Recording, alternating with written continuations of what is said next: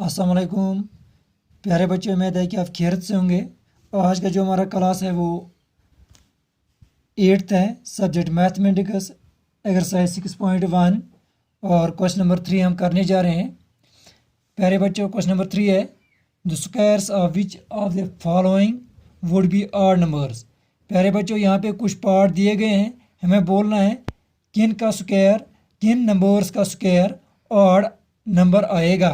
तो पहला पार्ट है, इसको यूनिट प्लेस पे 1 है, इसलिए ये नंबर जो है ये ऑड नंबर है। यहाँ पे इसको यूनिट प्ले पार्ट नंबर 2 को यूनिट प्लेस पे 6 है, ये नंबर इवन है। पार्ट नंबर 3 जो है यूनिट प्लेस पे इसको 9 है, तो ये नंबर जो है ये ऑड नंबर है। तो फोर्थ पार्ट जो है यूनिट प्लेस पे 4 है, ये पार्ट इवन नंबर है। ये प्यारे बच्चों, हम यहाँ पे कुछ नंबर्स लेते हैं, आपने पढ़ा होगा इन नंबर्स के बारे में 1, 3, 5, 7। तो हम देखते हैं इनका स्क्वायर क्या आएगा। सपोज़ 1 है, यहाँ पे 1 का स्क्वायर 1 ही आता है, 3 का स्क्वायर 9 आता है, 5 का स्क्वायर 25 आता है, 7 का स्क्वायर 49 आता है और 9 का स्क्वायर 81 आता है। प्यारे बच्चों, ये कुछ ऑड नंबर्स मैंने यहाँ पे लिए, इनका स्क्वायर जो है वो ऑड नंबर ही आया, ऑड नंबर ही आया। तो प्यारे बच्चों, अब यहाँ पे मैं कुछ इवन नंबर्स लेता हूँ। तो ये 2 है, 2 का स्क्वायर 4 आएगा, 4 का स्क्वायर 16 आता है और 6 का स्क्वायर 36 आता है, 8 का स्क्वायर 64 आता है। प्यारे बच्चों, यहाँ पे कुछ इवन नंबर्स मैंने लिए, इनका स्क्वायर जो है वो इवन नंबर ही आया। तो अब जाहिर सी बात है, अब आपको क्लियर हुआ होगा।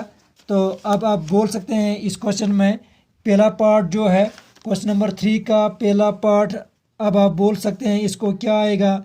पहला पार्ट है 431, 431।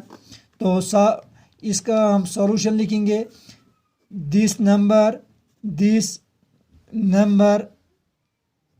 being odd, so its square must be odd।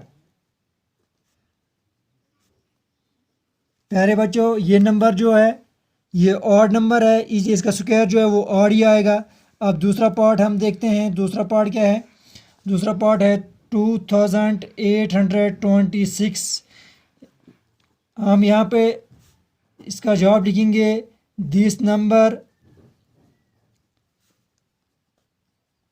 Being, ये नंबर जो है प्यारे बच्चों इवन नंबर है, even number, so it square must be even. प्यारे बच्चों, अब हम इसका तीसरा पार्ट देखते हैं। तीसरा पार्ट है 7779, 7779। प्यारे बच्चों, इसका सॉल्यूशन हम देखेंगे। ये नंबर जो है ये ऑड नंबर है, तो हम लिखेंगे यहाँ पे this number being odd number, so its square must be odd number।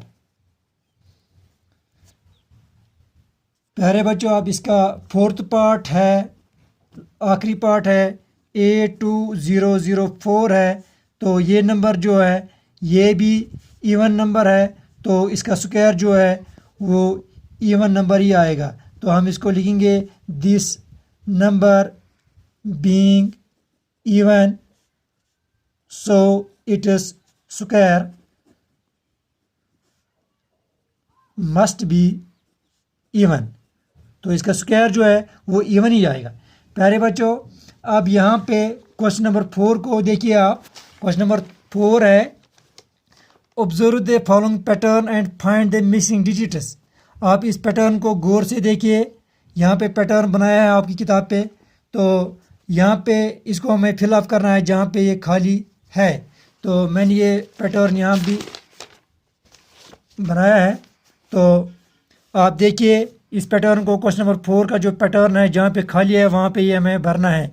यहाँ पे आप देखिए ये जो है इसका स्क्वायर जो है ये इसके बराबर है, 11 का स्क्वायर बराबर है 121 के बराबर। इसी तरह इसका स्क्वायर इसके बराबर है, इसका स्क्वायर इसके बराबर है। तो अब हमें देखना है इसका स्क्वायर किसके बराबर होगा। तो आप देखिए यहाँ पे 4 जीरो हैं, तो इसी तरह हम 1 और 2 के बीच इसके बिटवीन हम 4 जीरो यहाँ पे लगा देंगे। तो इस जगह को हम भर देंगे 4 टाइम्स जीरो हमें। अब 2 और 1 के बिटवीन हमें और 4 जीरो लगाने हैं। तो इस तरह इसका स्क्वायर जो है वो इसके बराबर आता है अगर हम इसको इलाबरेट करेंगे। तो इसी तरह यहाँ पे है, यहाँ पे देखिए प्यारे बच्चों, यहाँ पे 1 2 3 4 5 6 6 टाइम्स ज़ीरो है। तो हम यहाँ पे 1 लिखेंगे और 6 टाइम्स ज़ीरो,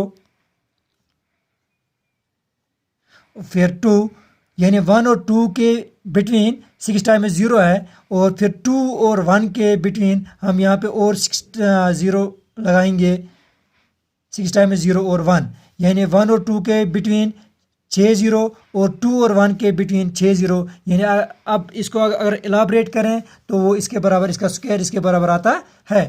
प्यारे बच्चों, अब आप क्वेश्चन नंबर 6 को गौर से देखिए, मुझे उम्मीद है आपको ये समझ आया होगा। तो क्वेश्चन नंबर 6 है, using the given pattern and find the missing numbers. तो इस पैटर्न को देखकर जहाँ पे ये खाली है वहाँ पे हमें भरना है।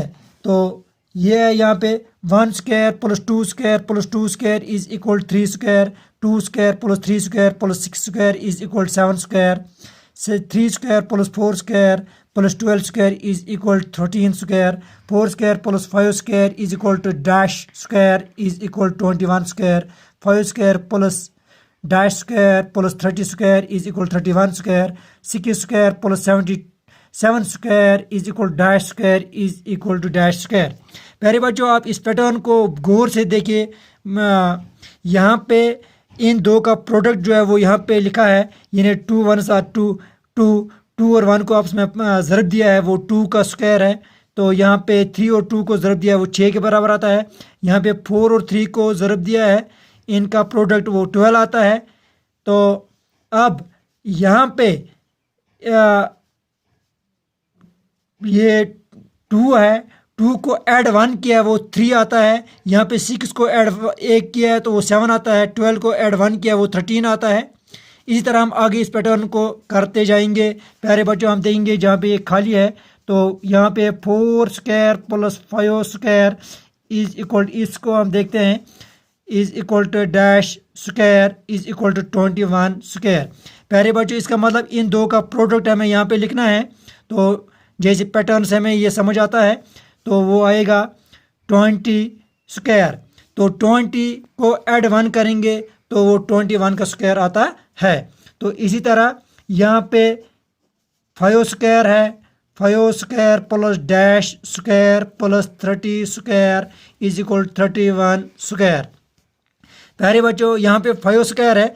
अब 5 को हम क्या प्रोडक्ट करेंगे, 5 को किसके साथ हम ज़रब दें ताकि वो 30 आ जाएगा। तो इसका मतलब यहाँ पे 6 होना चाहिए, 5 6 आर 30, तो यहाँ पे स्क्वायर है तो इज इक्वल 31 स्क्वायर।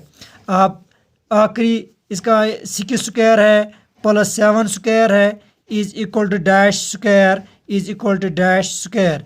इसका मतलब इन दो का प्रोडक्ट जो है वो 42 आएगा, 42 स्क्वायर, और 42 को एक ऐड करेंगे वो इस डैश में भर देंगे, डैश की जगह यहाँ पे इसका मतलब 43 स्क्वायर, 43 स्क्वायर। प्यारे बच्चों, मुझे उम्मीद है आपको ये अच्छी तरह से समझ आया होगा। आप इस पैटर्न को एक जनरल एक्सप्रेशन के ज़रिए भी हल कर सकते हैं, ऐसे m square into n square plus into m into n square is equal to m into n plus 1।